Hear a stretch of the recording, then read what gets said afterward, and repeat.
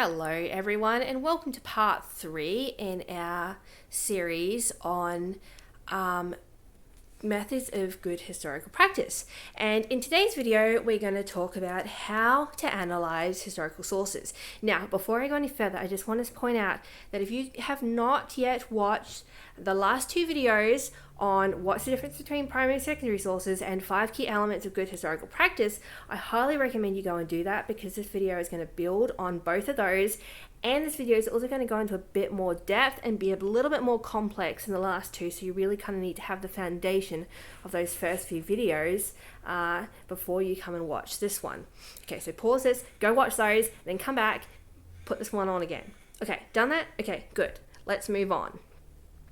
So, the links are in the description, by the way, just so you know. Now, when digging into historical primary sources, it's important that we don't just take them at face value, okay? Historical sources are complicated things and need to go through a rigorous process that tests them for reliability and credibility. Not all primary and secondary sources are reliable and credible, and some are more so than others. So it's important in our research and study that we use sources that we can rely on to be accurate. Okay, now historical analysis is a process that helps us to test these sources. Now, the goal of historical analysis is to develop an understanding of why the source was created, who created it, and what they created it for.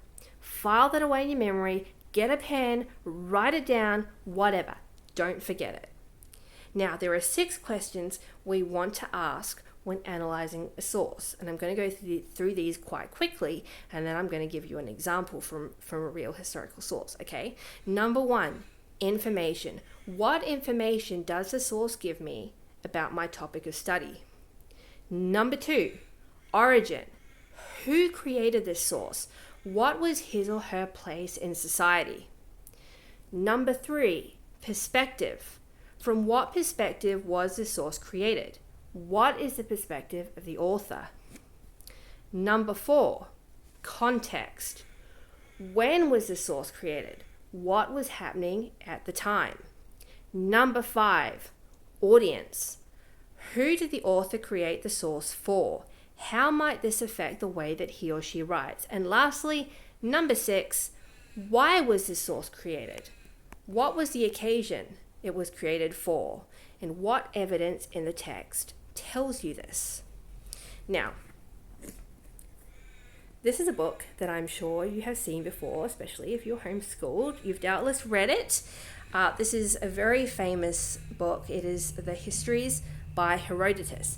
Now, I'm going to use this book as an example of a historical source to show you what source analysis looks like.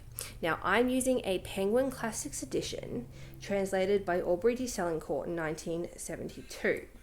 Now, the first question about what information does the source give us about our topic? Now, often a reading of the introduction in your source book, for example, Herodotus, and the first few pages of the work will give you some of the information that you need to answer that first question, okay? Question number 2, who wrote it? That's easy, Herodotus. It says right there on the cover, see?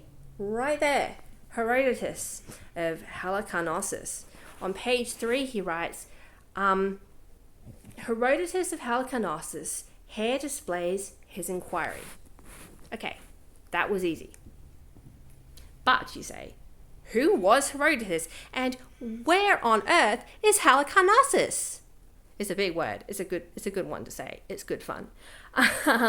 Well, a bit of research will give you the answers, but I don't have time to go into that here. Just Google it. I will say though that Google Halicarnassus and that'll tell you that. That's an easy one.